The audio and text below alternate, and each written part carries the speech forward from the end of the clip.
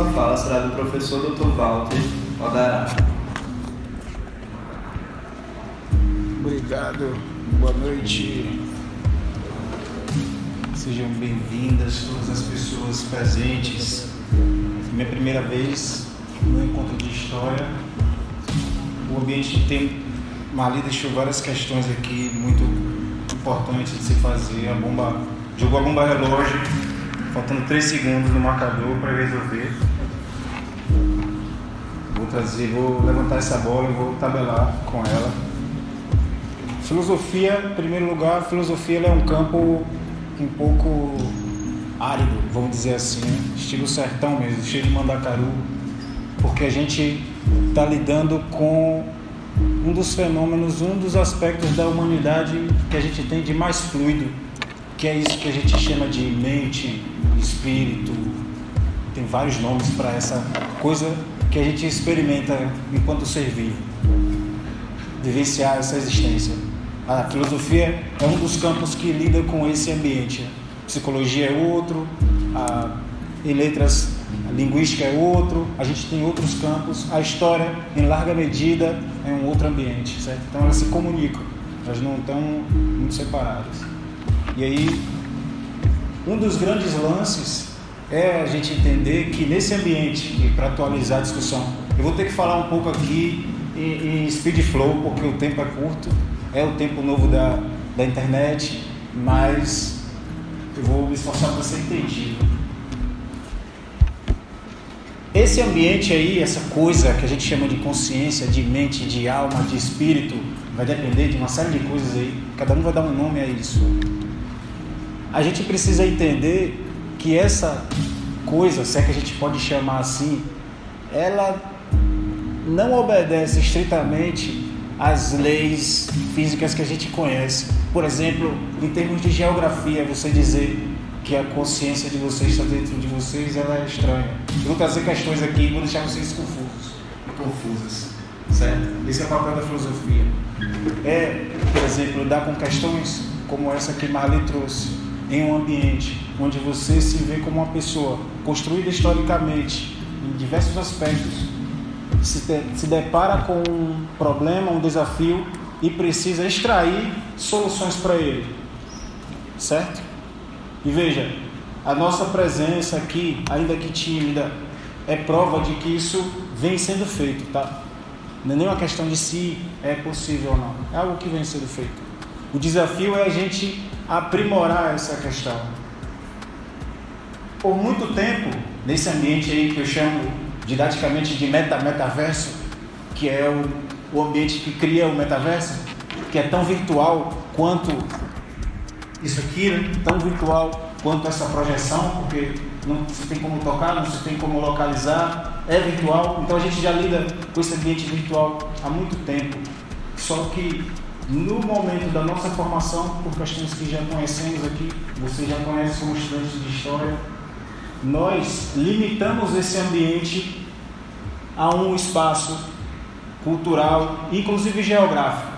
A climatização disso aqui é a materialização desse ambiente. Estamos num clima glacial agora aqui, sendo reproduzido, e a gente vê o quanto a cultura influencia, inclusive na tecnologia que a gente utiliza para a solução de problemas. Por exemplo, os indígenas, povos originários, utilizavam outras soluções para o problema do calor, que não essa. E a gente vê como a cultura, inclusive a geografia do povo que produz essa cultura, está presente em coisas que aparentemente que não tem nada a ver uma com as outras.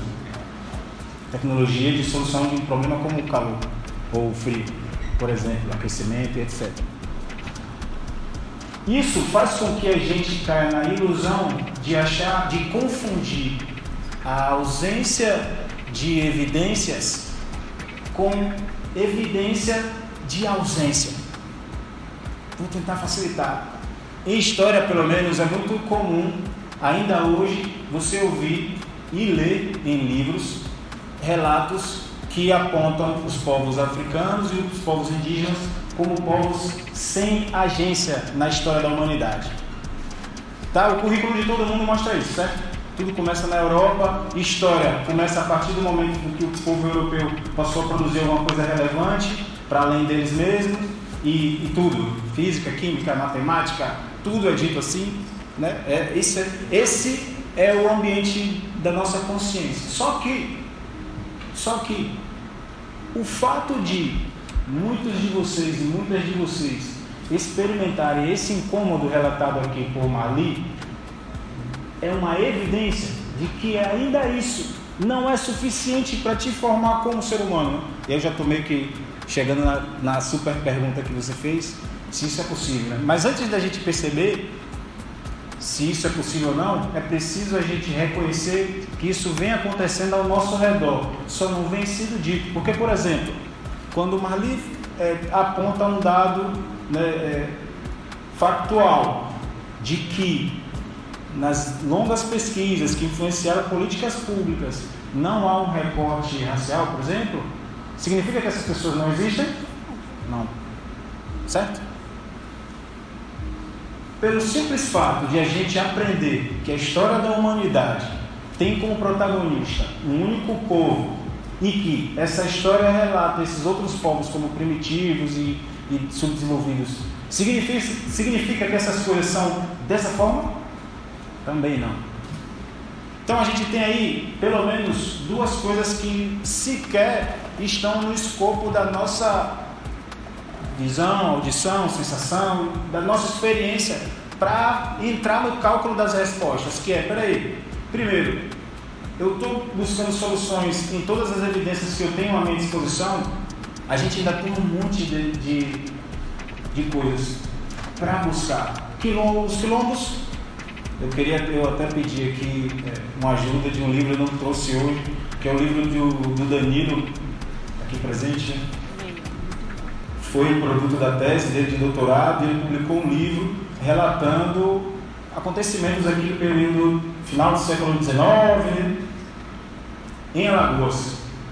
Histórias em que normalmente você vai ver aí os povos africanos escravizados sendo massacrados, sendo destruídos, sendo subjugados, e ele traz aqui evidências da influência da resistência dos quilombolas e das pessoas também, né, os escravizados já aqui, na mudança do estado social alagoano. E vocês perceberem, essa é a primeira coisa que eu falei, desse ambiente de consciência ampla, vocês conseguem buscar como soluções, perceber aí que lógica de pensamento está sendo transmitida nos relatos que estão diante de vocês. Muitas respostas vocês vão encontrar em Marx, vocês vão encontrar muitas respostas lá. Muito do que não é dito é possível ser percebido ainda assim. E em diversos outros autores ocidentais. Agora, que é o meu caso, a minha especialidade de filosofia africana, a gente tem como encontrar soluções de outros povos, de outras culturas. E aí, parando nesse ponto, existe a grande pergunta: é possível, a partir da educação, a partir de uma mudança institucional, a partir de uma mudança legalizada, de uma mudança cultural, é possível a gente fazer essa mudança estrutural? A resposta já está diante de nós. Um povo pensou se era possível fazer o que está acontecendo agora, o que a gente relatou aqui. Tanto é possível quanto está acontecendo. A questão é: como a gente vai disposto, todo mundo se demonstra estar, certo? A presença de vocês aqui é uma evidência disso. Como a gente vai fazer isso? Em primeiro lugar, é preciso a gente abandonar a lógica ocidental de pensamento, de acreditar que lógico faz parte de se manter fora do alvo. É achar que uma pessoa só vai solucionar os problemas, né? Uma Adara com um leque na mão vai resolver todo o problema. Ou um Superman, ou esperar ser picado por uma aranha radioativa, ou comer um espetinho duvidoso e de repente acordar com algum superpoder e sozinho solucionar o problema da humanidade. Calma, gente. Lógico. Existe aí uma consciência do poder enquanto ser humano, e nessa ânsia em querer sozinha resolver um problema dessa amplitude, demonstra também a evidência desse poder do ser humano, da capacidade de solucionar qualquer problema que está diante de si. Só que a gente precisa ter calma de entender que não dá para fazer sozinho. Tem gente, se a gente for parar para pensar, tem gente que ainda hoje acredita profundamente que a Terra é plana, certo? Tem gente que acredita nisso, usando GPS. Imagine uma questão como essa. Tem gente que acredita, imagine outras coisas, se questões de gênero, questões de cultura. Por exemplo, uma coisa como essa, absolutamente simples, é um tabu, é uma questão, uma conversa. Absolutamente um objeto, é uma questão, uma conversa. Poderia ser uma garrafa. É mágica? Será? Percebe? E aí é onde eu trago uma questão que é filosófica, que é, primeiro, embora nós sejamos seres históricos, embora, certo? Não se exclui, embora nós sejamos, precisamos entender que existem outras camadas que nós precisamos explorar. E essa atitude interdisciplinar, multidisciplinar, já é um grande passo na solução desse problema. Outra coisa que a gente tem nessa lógica de pensamento ocidental é achar que ou você não está na posição, ou você vai estar na posição do herói, que é um herói, né? Tem as heroínas, mas a gente sabe como é que são as histórias, tem mudado muito, mas em termos básicos da cultura em que a gente é educada, ou ser o herói, ou ser quem contempla o herói e que pede pela vida do herói, do Griffith, a vida do falcão branco que vai solucionar o problema. E esquece que somos nós mesmos, em conjunto, que solucionamos esses problemas. Os quilombos são prova disso. As mulheres, até mesmo mulheres aforreadas, que se reuniram em assembleias, em diversas assembleias, para solucionar problemas como esse. Essas coisas não só são possíveis, como vem acontecendo. À medida em que a nossa consciência vai ampliando, esse metaverso aí, ele vai se ampliando, né? Vocês têm costume de editar esses jogos, quando você está no mapa, e aí tem uma parte que está escura, você não pode nem transitar. Quando esse ambiente amplia, você percebe que você faz parte dessa solução também. Não precisa ser esse herói, essa super-heroína. Os relatos mais antigos de povos africanos, como os Yorubá, por exemplo, que está no conjunto filosófico de Ifá, não tem autoria. Sabedoria profunda, atemporal, que sequer tem autoria. As pessoas sequer se preocuparam em dizer quem que escreveu. E a gente ainda tem pessoas que procuram quem foi essa pessoa, ainda atrás dessa pessoa, desse herói, dessa heroína, que sozinho vai solucionar os problemas antigos como esse, profundos como esse, que acontecem em ambientes fluidos como esse. Sério? Eu trago mais questões do que isso. Uma outra coisa importante: a universidade faz educação? Foi essa a pergunta? Desculpe, Marlene. Essa foi. Eu não vou responder. Como filósofo, eu vou piorar a pergunta. O que é isso que a gente está chamando de universidade? É uma entidade etérea que tem domínio sobre nossa existência dentro desse ambiente? O que é que estamos chamando de universidade? Talvez a resposta seja um pouco diferente. Talvez essa passe a ser a nossa resposta. Eu não sei. Meu papel não é responder. Porque, inclusive, essa resposta ela não é possível ser dada individualmente. Ainda que a gente acredite que, por exemplo, um Napoleão fez algo sozinho, ainda que a gente acredita que um Champollion decifrou sozinho, acordou de manhã e descobriu como os hieroglifos se conectavam, isso não é feito dessa forma, certo? Como seres humanos, nós precisamos entender que é coletivamente e é em um tempo um pouco mais lento, certo? É isso, agradeço a presença de vocês. Quem quiser falar mais, saber mais, pode me procurar nas ruas da internet, está no Instagram lá, @Walter Duarte Rodara, Walter com V, @Walter Duarte Rodara, e aí a gente pode piorar essa conversa por lá. Obrigado.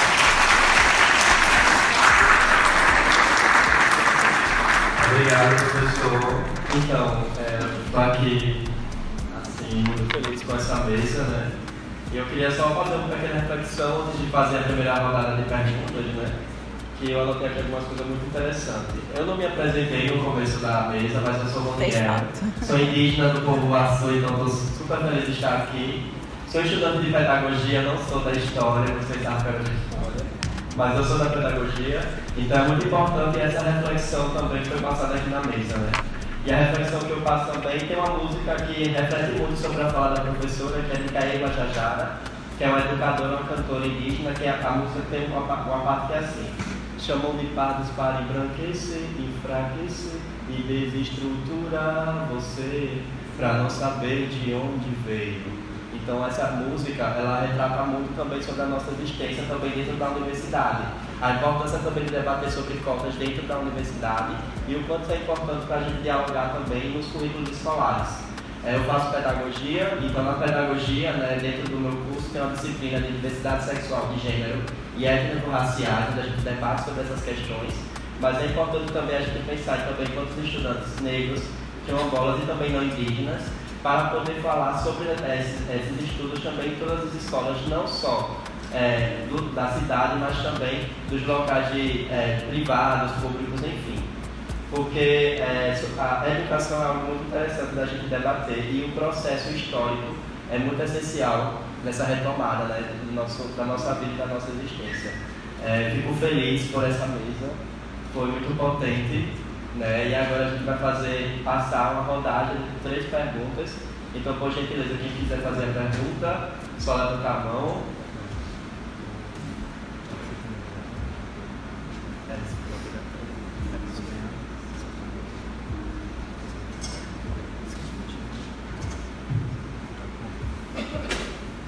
Boa noite.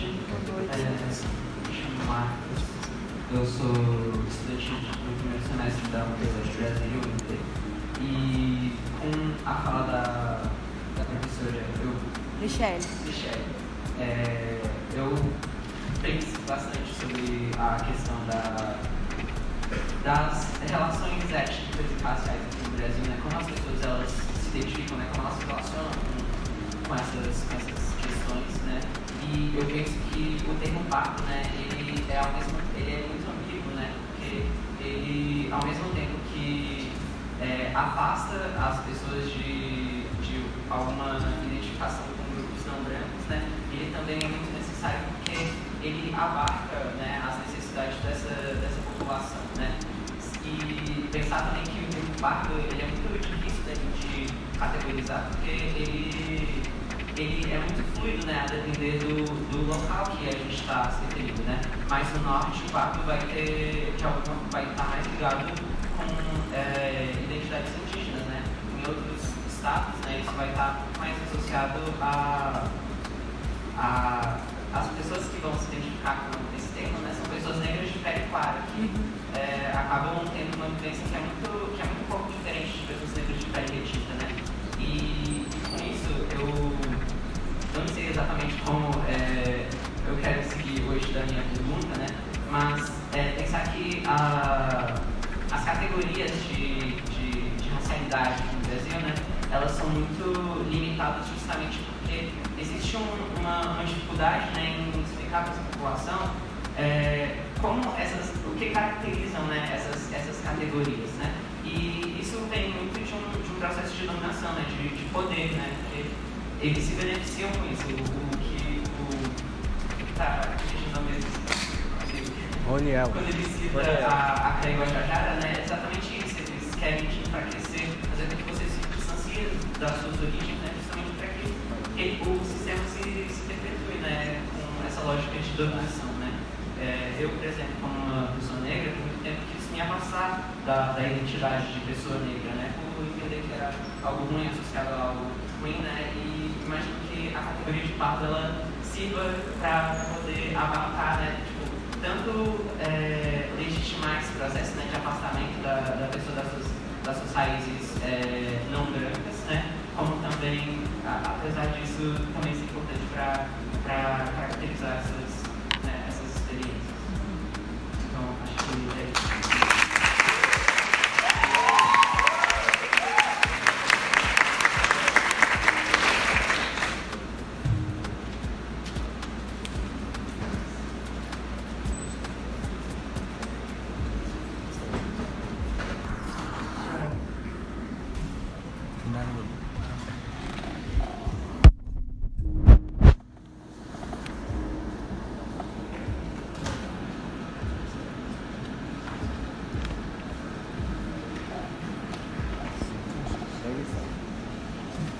Pega isso aqui, que isso aí tá fazendo direto.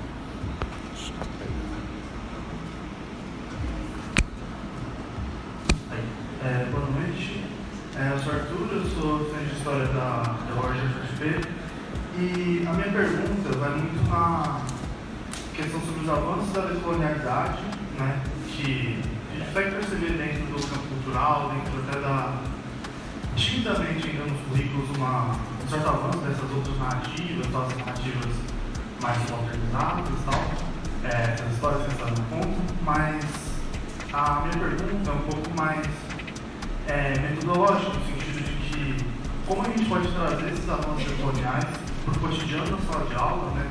Porque, como foi bem posto na mesa, esses avanços eles vão muito, muito além do mero reconhecimento dessa ausência, né, dessa nossa realidade dessa nossa historiografia brasileira que é muito eurocêntrica e tal, e que uma mera transposição, uma reformação do currículo, ela ainda é necessária, mas ainda existem outros e outras questões a serem tomadas para chegar nisso, né? Então, como tratar esses avanços do pensamento colonial na sala de aula, mas, acima de tudo, sem se apropriar, fazer um tipo de apropriação cultural desse indivíduo que ele está sendo subalternizado, não só na narrativa, não só no livro didático, mas também no próprio cotidiano, assim, da vida social mesmo. Então, um pouco trazer esse debate dentro desse meio que é tão conflituoso e que está tão em disputa. A pergunta vai um pouco nesse sentido.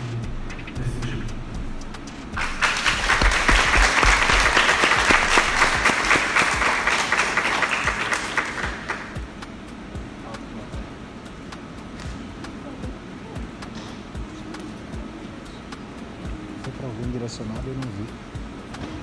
Foi para alguém direcionado? Foi direcionado a alguém? Eu não ouvi. Foi a pergunta que você fez foi direcionada a alguém na mesa, específico para todos.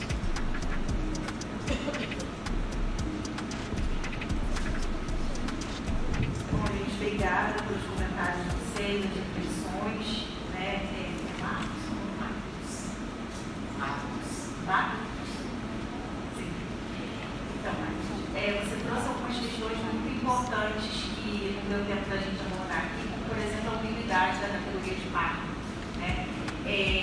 Há muitas situações dentro desse processo histórico que coletividades preferiram se auto-identificar pardos, né? Começarem a falar que eram pardos porque ser índio era algo muito perigoso, né? Então, há muitas pesquisas já que refletem sobre isso, né, como que essa identidade indígena ela vai sendo ocultada, sendo invisibilizada por conta das contingências, né, das situações históricas. Né? Então, era muito mais seguro você ser pardo, porque se você fosse indígena, né, você poderia ser exterminado, massacrado. Né? Então, há também situações, é claro, que o Brasil é tão diverso e há situações diversas também de lidar com essa situação, com essa condição, né? E pardo também, né, em alguns momentos, foi uma estratégia de sobrevivência, né? Então, acho que você traz essa questão aí no seu comentário, que é muito importante a gente também levantar. né, esse debate histórico, né? E eu queria também levantar sobre essa ideia de que ser índio era algo ruim, né, com toda a carga negativa que o conceito de índio traz. E eu gosto muito, e aí o que eu vou falar aqui, acho que se conecta com a pergunta, qual é o nome? Arthur, com a pergunta do Arthur, que eu gosto muito de dois autores indígenas, né, que um é o Daniel Munduruku, não sei se vocês conhecem. O Daniel Munduruku, ele tem doutorado em História e hoje ele é escritor de literatura infanto-juvenil, né, ele faz um debate bem legal sobre essa questão, né, e ele fala também da experiência dele enquanto índio e depois enquanto indígena, né. Ele conta nos livros dele, ele sempre relata isso, que ele não queria ser índio, né, ele se recusava a ser índio. Por quê? Porque ser índio era uma coisa ruim, né? Significava ser preguiçoso, significava ser sujo, né? Significava ser selvagem. Então ele não queria ser índio, né? Então essa questão ele foi resolvendo, né, ao longo da vida dele, né? E aí ele traz também essa ideia, né, de que talvez ser pardo em determinado momento da história seria mais vantajoso, vamos dizer assim, né? E também gosto também da trajetória da Eliane Potiguara, que também é outra autora indígena, né, da literatura indígena, né, tem muitos livros publicados. E nos livros dela, ela também, na verdade foi uma entrevista que eu li dela, que ela conta sobre o processo de reconhecimento dela, da subjetividade dela, que é muito interessante. E que depois eu fui perceber que ela não é única, há vários casos. Ela é da etnia potiguara, da Paraíba, e ela conta a trajetória da família dela, que o avô dela foi assassinado, né, por conta de questões de terra, né, na Paraíba, e a família dela teve que fugir, né, teve que migrar forçosamente. Saiu da Paraíba, foi bater lá no Rio de Janeiro, né? E aí, isso ela não tinha nascido ainda, tá? Então foi a avó dela, com a mãe dela, que ainda era criança, e com as tias, que também eram crianças. E foram para o Morro da Providência, no Rio de Janeiro. E ela nasceu lá. E ela nasce no Morro da Providência como uma mulher parda. A questão indígena na família dela era silenciada. Por quê? Porque era muito perigoso dizer que era indígena. O avô dela foi assassinado por conta disso, né? E aí ela cresce, né, neste lugar, ou neste não lugar, né, como que, né, do pardo. E aí, conforme ela foi desenvolvendo a sua consciência, né, trazendo aí também o termo consciência que já foi debatido aqui na mesa, ela estudou letras, né, e foi, segundo ela, foi na faculdade de letras que ela conseguiu, né, fazer essa transformação de consciência e começar a procurar a sua ancestralidade. E aí nessa procura, né, ela encontrou as origens dela na Paraíba e ela volta para a Paraíba e aí começa a reconexão dela. Então o movimento que ela faz é muito interessante, esse reencontro com a ancestralidade dela perdida em algum momento. Também me lembrou muito o caso dela. Em relação à pergunta do Arthur, né, como trazer, né, esses avanços decoloniais para a sala de aula, e aí por experiência própria, né, e eu gosto muito de contar, né, esse constrangimento que eu passei aqui na UFAL, não vou me lembrar quem, mas um aluno me questionou, em uma das primeiras vezes que eu ouvi disciplina de história indígena, porque eu sempre falei muito sobre protagonismo indígena, né, agências do movimento indígena, organização do movimento indígena e tal. E aí, no final da disciplina, o aluno veio: professora, deixa eu te fazer uma pergunta, né? Eu falei: pode fazer. Por que na sua bibliografia não tem nenhum autor indígena?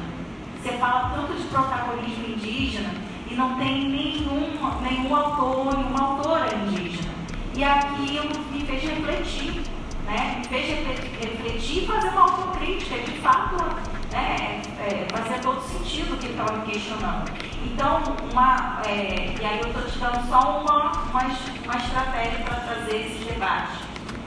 Ouvir os indígenas, né? E aí tem várias formas de a gente ouvir, de trazer essas epistemologias alternativas, eu gosto muito desse termo, mas essas epistemologias outras, né, para dentro de sala de aula. Eu acho que a melhor forma de fazer isso é abrir esses espaços, ouvir indígenas a partir de leituras de autores e de intelectuais indígenas, a partir de reflexões sobre obras artísticas indígenas, sobre, né, músicas, né, produzidas por indígenas. Então, são estratégias que eu acho que são válidas e vem fazendo uma diferença, assim, pelo menos, né, na minha sala de aula. Né? Então, é uma dica também que eu dou.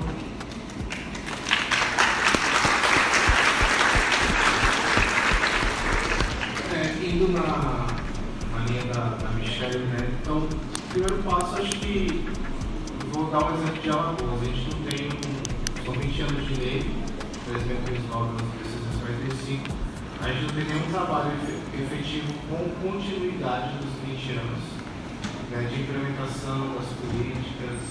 Né? Então, isso parte também do papel do poder público. Então, por exemplo, tem um material na Prefeitura de São Paulo para a temática indígena escrito pelo Daniel Munduru.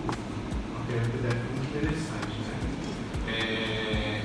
Agora tem essas questões das culturas orais, porque o formato do letramento imposto pelo modelo escola, ele possibilita um espaço escolar que se o aluno bater na cadeira como se fosse um tambor, o professor bater na sala de aula.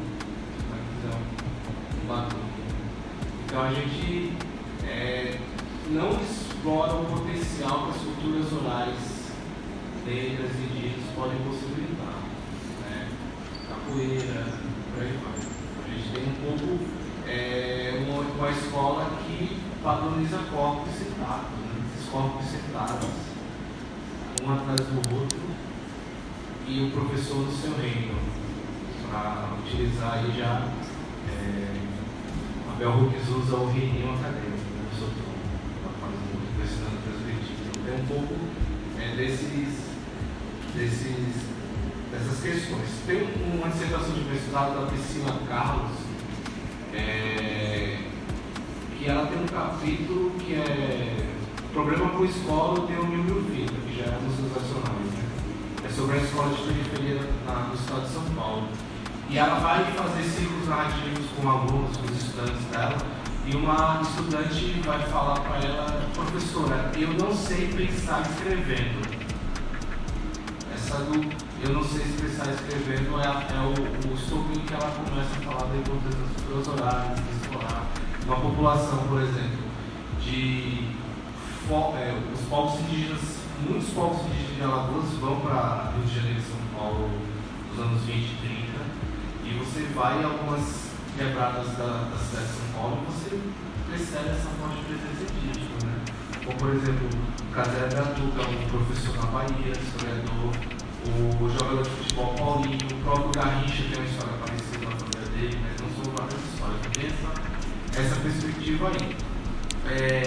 Aí, só para problematizar um pouco, né, essa questão, às vezes tem que tomar cuidado porque tem uns decoloniais que não são bem decoloniais assim, né? Então aí ficou, o termo ele entrou nessa, o que a gente pode chamar de modismos acadêmicos, então tem muito decolonial da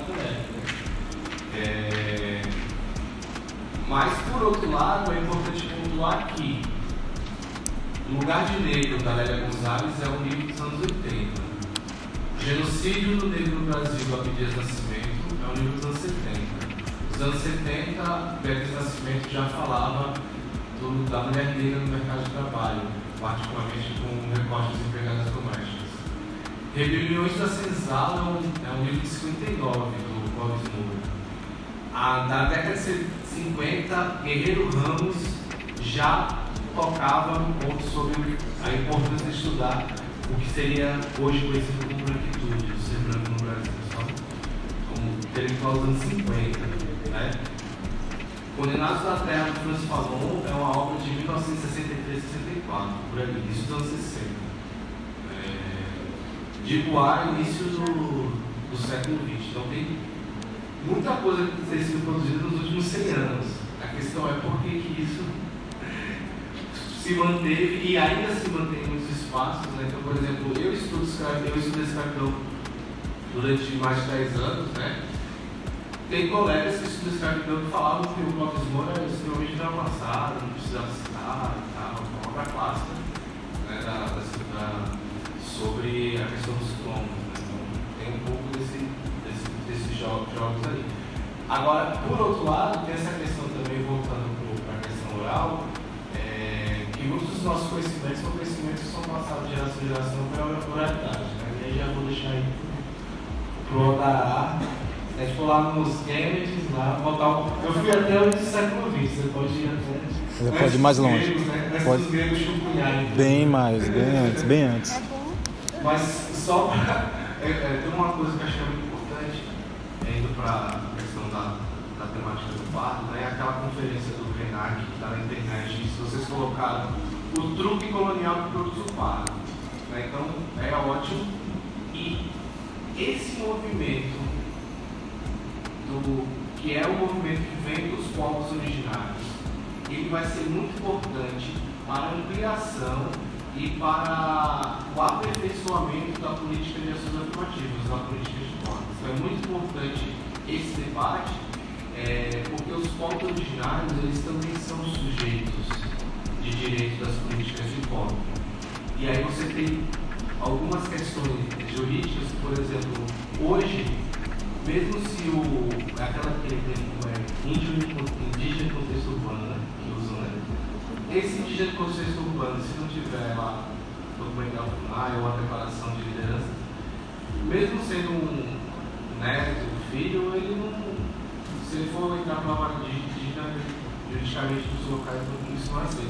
Então esse debate ele vai ser importante e eu acho que a partir de agora, nesse momento de avaliação das políticas de cotas, é extremamente importante pensar isso. Algumas universidades já têm avançado um pouco mais, outras menos, mas é um debate pontual para a temática.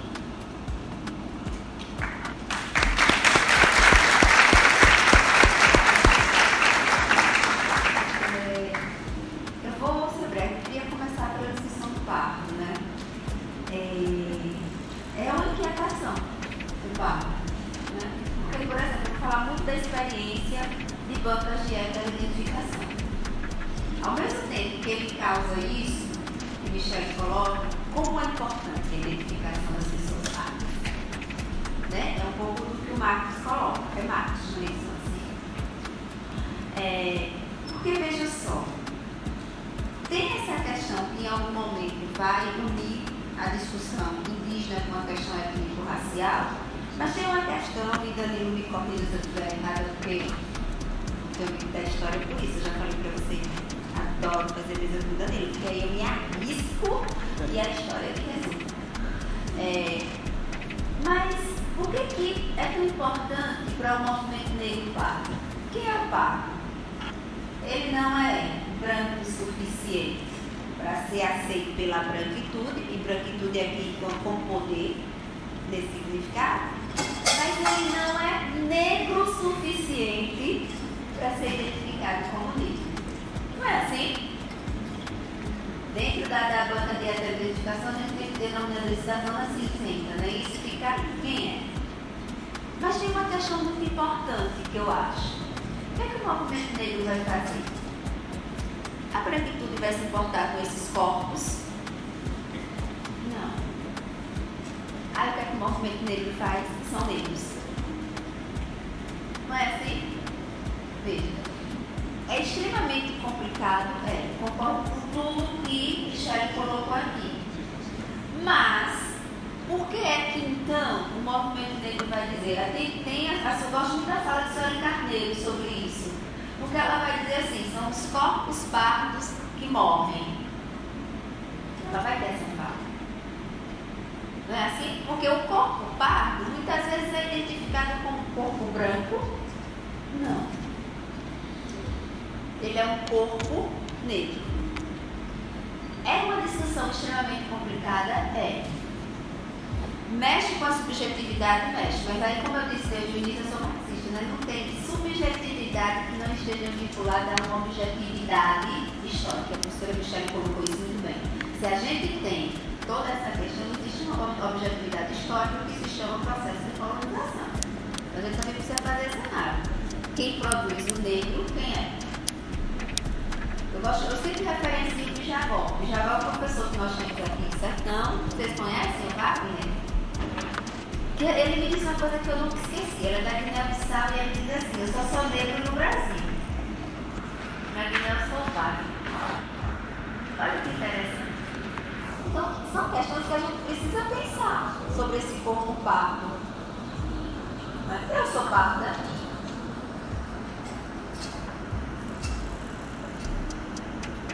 Como é que a gente pensa em processos de colonialidade se estudantes de história olham para uma professora negra e não tem um movimento decolonial de dizer politicamente que ela é negra? Qual é o problema de dizer, Maria, você é negra?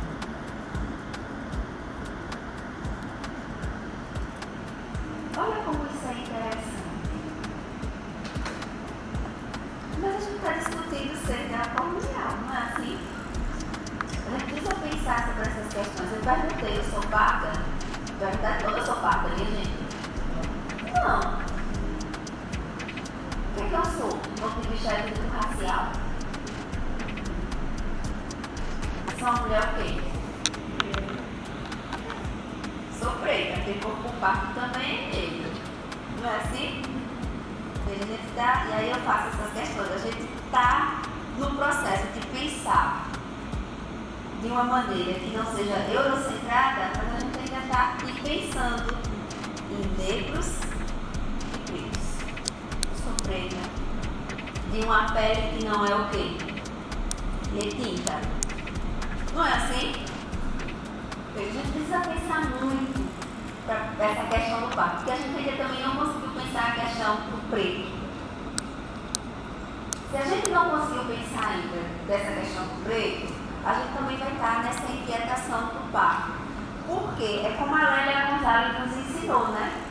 A gente nasce qualquer coisa. Agora, ser negro é um ato quê? Político. Então a gente precisa pensar nessas questões. Então, assim, não é necessariamente algo que a gente tem que fazer, mas é algo que a gente precisa refletir. Esse corpo pardo, ele vai ser, vamos dizer assim, não sei se a palavra é essa, me corrijam, mas ele vai ser acolhido pelo movimento negro. Porque a branquitude não vai acolher. Vocês assistiram o Bacurau? Adoro aquela cena, mas nós somos brancos. Não é massa aquilo ali no final? Mas nós somos brancos. Olha o olhar que se tem, né? Sim, mas no Brasil aquele povo é branco. Então é uma questão extremamente complexa para a gente pensar. E aí eu estou pensando aqui muito em bandas de heteroidentificação. Já teve um momento da gente olhar para a realidade verdadeira e dizer assim, mas é indígena. Claramente está lá indígena. Mas ele chegou, se autodeclarou, claro, ele é. E aí por toda essa questão, né? Então são questões que a gente vai lidar no dia a dia sobre esses corpos pardos. Pegando um pouco do Arthur, eu vou fazer um questionamento, tá? Eu não sei como é que funciona o curso de História. Vocês têm História do estado local de vocês, por exemplo, aqui tem uma disciplina de História de Alagoas, né? Ó, aqui tem os dois. Vocês têm um, dois? Massa? Certo. Que legal. Vocês são de onde? Pernambuco? Tocantins, nunca fui. Onde? Aí o Rio continua lindo. O Rio continua lindo. O doutorado lá, menina, aquele negócio que só quer voltar pra cá. Por que eu estou perguntando isso? No Rio não tem, só tem uma cidade. Não tem? Não. Tem cidades no Brasil que não são no Brasil. Por que eu estou dizendo isso? Vou pegar o código. Eu só causa do som. Por que eu estou fazendo essa pergunta? Para chegar lá na tua pergunta, tá? Veja. Quando a professora Michele colocou aqui, eu fiquei pensando, Michele, no processo da pandemia aqui. Eu não sei como foi, a gente pensou muito na pandemia e a gente aqui produziu uma discussão dos povos indígenas na pandemia. Teve um texto do professor Saulo que me chamou muita atenção, que era assim, se chegar a gente morre. E muitas aldeias fecharam aqui. Ninguém entra, ninguém sai. E o texto foi, se chegar a gente morre. Mas não era se chegar a gente morre só a pandemia, não. Era tudo, se chegasse naquele contexto, se chegasse, morria. Por muito do que a Michelle colocou aqui. Aqui em Alagoas, Michelle, tem 11 etnias, mas isso são 12 reconhecidas. Eu estou falando das reconhecidas, 12 etnias. Quantas etnias tem nos estados de vocês? Onde elas estão como território? Como é que elas vivem? Estou falando porque aqui no semiárido da Alagoas a gente vai ter a agricultura, a pecuária. Veja. Como é que eu levo para a sala de aula um pensamento macro dessa questão neocolonial se eu ainda não conseguir pensar no meu estado? De como essa subjetividade se coloca. Por quê? Lembra que eu falei do currículo, que ele é extremamente importante, mas não é só? E aí, eu vou levar a discussão, vou pegar o Rio de Janeiro, lá. Foram os tupinambás, não foram que foram dizimados no processo de invasão, um monte de doença, aquele negócio todo? Eu conheço muito de história indígena não, me ajuda aí. Aí eu vou levar só isso? Quem é que está lá ainda no Rio? Tem povos indígenas? Onde estão? Está na sala de aula? Veja, é isso levar para a sala de aula. Isso na minha concepção. Por que eu estou dizendo isso? Eu estou lá em Palmeira dos Índios, tá? Tem 2 cursos onde eu trabalho, meu ministro psicologia e serviço social. E a gente tem esse movimento lá. A gente leva os povos indígenas para fazer discussão. A gente levou a Corã, que é uma liderança aqui, Corã, né? E a gente vai, quando a gente vai falar de povos indígenas, quem faz esse trabalho principalmente era o professor Saulo, agora o professor Mike, né? Com muita força se articula lá. E a gente tem levado isso para a sala de aula, por quê? Para não fazer isso que você coloca aqui, da apropriação. E aí é onde a gente vai, quando eu falei da universidade, né? Se a universidade tem um limite, ela também tem grandes possibilidades. Porque é uma das poucas instituições que nos permite, dentro de todo e qualquer limite, fazer isso. É dentro da universidade que eu posso levar uma Corã para fazer um ritual de cura, como a gente já levou lá em Palmeira dos Índios. É dentro da universidade que os alunos disseram assim: professor, a gente pode celebrar a missa? Pode. Não tem os movimentos dentro da universidade? Pode. Mas quando o menino da Urbana disser: professor, a gente pode? Pode. Pode porque eles também podem. Né? Então eu penso que é isso, eu preciso conhecer o local. Porque a gente vai falando de decolonialidade, mas a gente não vai conseguindo ver o que tem no nosso entorno. Como é que está próximo de nós? A gente fala de indígenas, de comunidades quilombolas. Eles, vocês já prestaram atenção? Eles, não são nós, são eles. Mas são eles que têm um aprendizado, têm uma cultura. Como é que isso chega para vocês dentro da universidade? Eu estou falando de lá de Palmeira. Provavelmente o Michel faz isso no curso de História. Mas eu não sei como é que os outros cursos dentro da universidade fazem esse movimento. Ora, se eu posso ouvir isso diretamente de uma pessoa indígena, é importante estudar os textos, é importante fazer todo esse movimento. Mas por que a universidade não traz essas pessoas para dentro da universidade, para além de objetos de estudo? Aí a gente vai estar pensando a começar a falar em processo na minha avaliação, de decolonialidade nessa prática. Né? E aí, para encerrar, vou passar para o Walter. E aí, quando eu penso muito na minha trajetória, eu sou uma mulher negra que não sou, por exemplo, de religião de matriz africana. Não sou. Eu tenho propriedade para falar sobre elas. Só porque eu sou negra? Não. Então, quando eu quero falar sobre isso, eu chamo alguém para a universidade que seja de quê? De religiões de matriz africana. Eu tenho uma aluna que é. Em muitos momentos foi a Rivli que me deu o suporte, que me orientou, que diz: Marli, não é assim. Por quê? Porque como professora também eu não sei tudo, não quero saber e não preciso saber. saber. Eu acho que ser da colonial também está nesse movimento como eu dissente. O que é que ele traz para mim? O que é que ele me agrega? Será que é o meu momento de dar aula? Ou será que é o momento de ouvir este conhecimento que vem desse aluno quilombola, desse aluno indígena, desse aluno urbano, desse aluno rural? Todo mundo tem algo. E a universidade, por isso, lembra que eu fiz a pergunta anterior se a universidade faz educação? A universidade é movimento. É constante o movimento. E a gente sempre tem um posicionamento de pensar ela na educação bancária, pela sua própria origem histórica. Então, eu acho que é isso, sabe, Arthur? É pensar para além do que o pensamento eurocentrado nos coloca. Aí eu acho que a gente começa a caminhar por outros processos que são extremamente importantes e que já foram iniciados em algum momento. Então, por exemplo, o movimento negro está discutindo Fanon desde a década de 80, aprendi com o Danilo. Não, mas eu estou falando assim, daquele movimento da década de 80. A gente faz toda uma discussão e a gente não lembra que de 64 a 85, o que foi que teve nesse país? O serviço social a gente fala bonito, viu? A gente fala assim, regime autocrático burguês. Não fala ditadura não, a gente é chique, serviço social.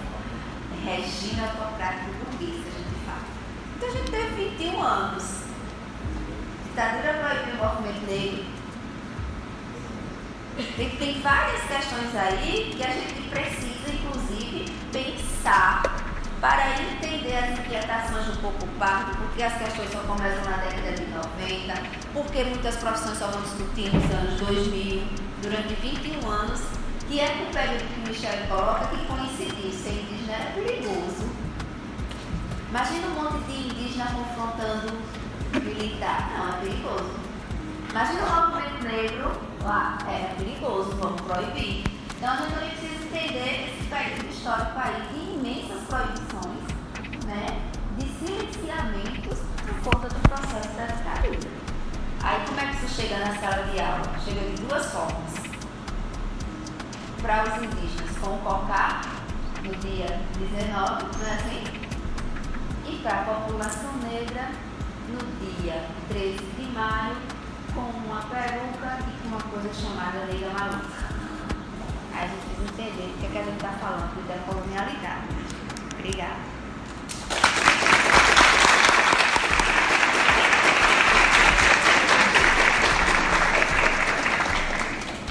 Vou tentar ser breve, é difícil porque são questões muito profundas, né?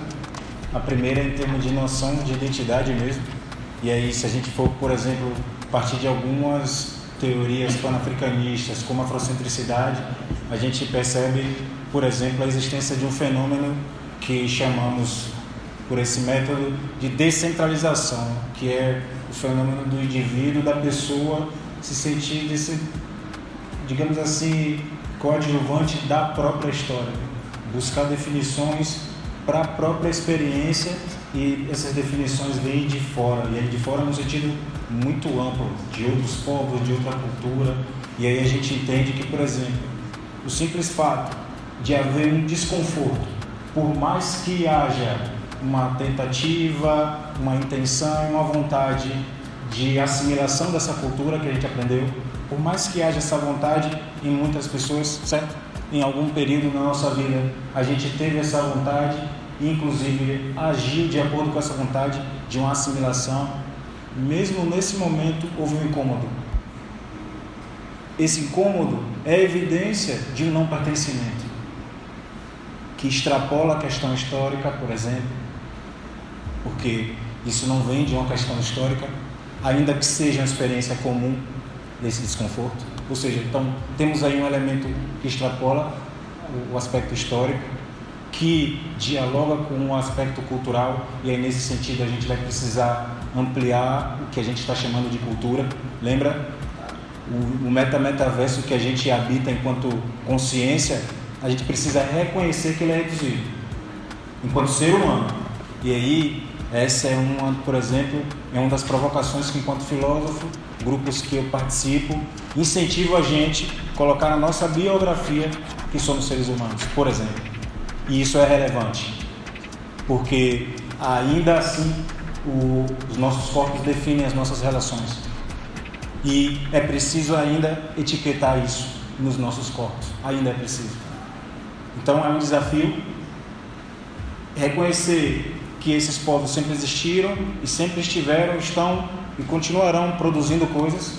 Agora é buscar. Foi dada aqui uma grande lista, né? Temos Davi Copenhague também. Gente pra caramba, né? Tem gente pra caramba aí do Krenak, Nego Bispo, se a gente for buscar aí, tentar uma linha mais quilombista, né? Além de Beatriz Nascimento, Abdias Nascimento, temos hoje uma pessoa viva produzindo, temos Jorge Rasta, que é uma pessoa, liderança de um dos quilombos na Bahia, temos Lua Rasta, temos uma série de outras pessoas que estão produzindo isso em termos de oralidade, certo? E aí é isso. Vão haver momentos, já passando para a próxima questão, vão haver momentos que faz ser fundamental ou levar essas pessoas para o ambiente escolar ou levar o ambiente escolar para essas pessoas. É importante porque o grande desafio, como historiadoras, como historiadores, como pesquisadores ou docentes, é como vocês vão apresentar para essas consciências que vocês vão estar adiante a história da humanidade de uma forma que a humanidade seja apresentada nessa história como sujeito, como agente dessa própria história. Esse é o desafio que vocês têm diante de vocês, seja como pesquisadores e pesquisadoras, seja como docentes, seja como produtores de conhecimento em alguma medida, porque, por exemplo, quem aqui já comeu sushi? Por favor, levante a mão. Certo? E aí vem...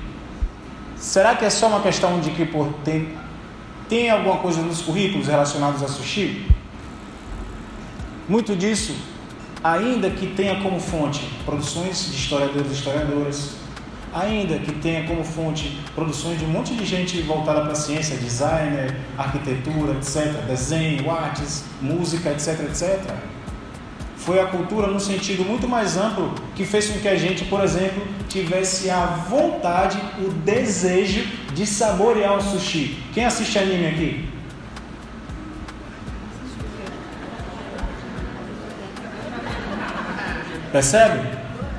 Percebe? Que, inclusive, nós temos a capacidade de ativamente determinar os nossos desejos. E reconhecer que, veja, não é um problema a gente querer outras coisas, mas é importante reconhecer também que há um pertencimento em relação a essas coisas que extrapola a história, que extrapola a cultura, que tem questões que em larga medida é biológica, que em outra medida é psicológica, para além da questão histórica. Veja, para além, ainda que vocês, enquanto formação, estejam se especializando no estudo do fenômeno histórico, vocês ainda são seres que extrapolam o fenômeno histórico, que experimentam o fenômeno psicológico, fenômeno biológico e uma série de outros fenômenos que não podem ser desprezados, mesmo no momento em que vocês estão lidando especificamente com o fenômeno histórico. Percebe aí? E nesse lance é um movimento espelhado, reflexivo, de que você está fazendo isso com as pessoas que vão estar diante de vocês, mas é com você mesmo também. É um grande desafio e que por isso envolve coisas como integrar coletivos, certo? É importantíssimo, fundamental integrar um coletivo, não importa que coletivo seja esse, se não achar que cabe nenhum deles criar um coletivo, certo? Há espaço para isso.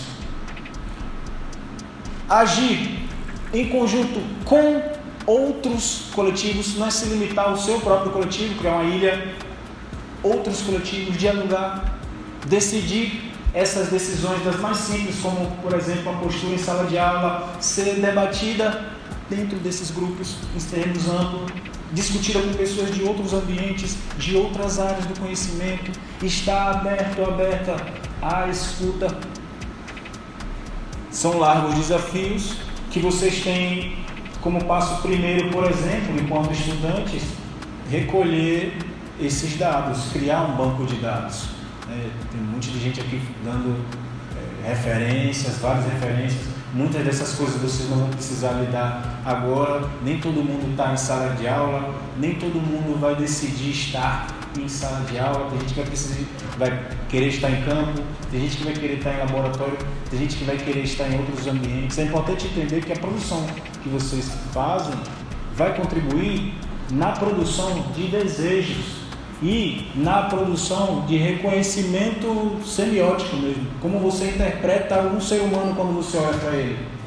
É possível a gente decidir e definir e fazer isso acontecer. Certo? Acho que essa, como filósofo, eu pioro um pouco mais a questão de vocês, mas tento jogar luz para esses fenômenos. Obrigado. Obrigado, professores. Caminhando para o final da mesa, peço só as considerações finais, tá? Porque a galera quer ir para a festa, né? E é isso, e já agora também já agradeço a todos que estão aqui presentes, né? É importante também essa luta da educação antirracista dentro dos espaços, não só escolares, como em todos os espaços que a gente tiver. Vou ser breve mesmo para tomar o tempo da festa de vocês. Né? Só vou agradecer aqui mais uma vez, né, por ter a oportunidade de compor essa mesa, né, com os professores e a professora Marie. E agradecer também a presença de vocês aqui, né, e a participação de vocês e todas as questões que vocês fizeram, me fizeram refletir, né, sobre essa minha trajetória, né, que venho fazendo, né, e com certeza, né, essa minha participação aqui e a temática que eu trouxe para vocês, né, e esse debate que foi movimentado a partir dessa reflexão, né, está me fazendo refletir. Eu já vou levar para casa, né, todas essas reflexões que vocês trouxeram aqui.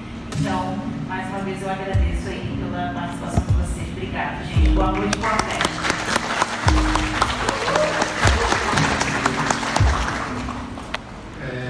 Agradecer, né? Dizer que para quem vem de fora, as praias são muito bonitas, mas eles estão a 50, 60 minutos a Serra da Barriga. Então a gente vai oportunidade. Obrigado, salvou.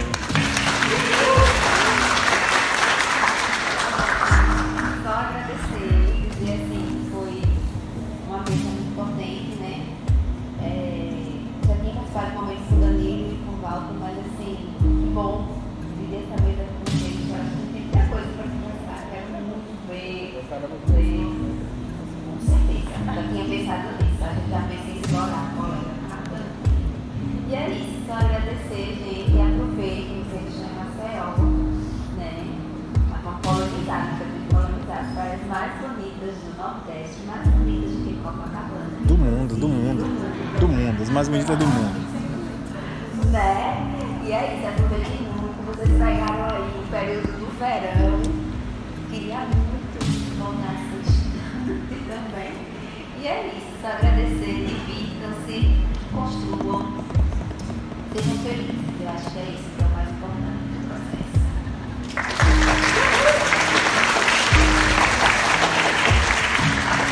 Agradecer o convite, né?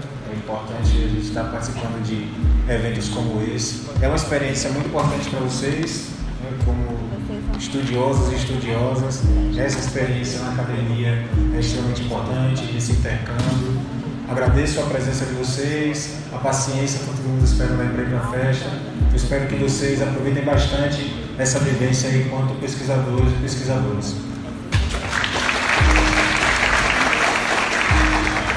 E é isso, pessoal. Se divirtam e boa noite.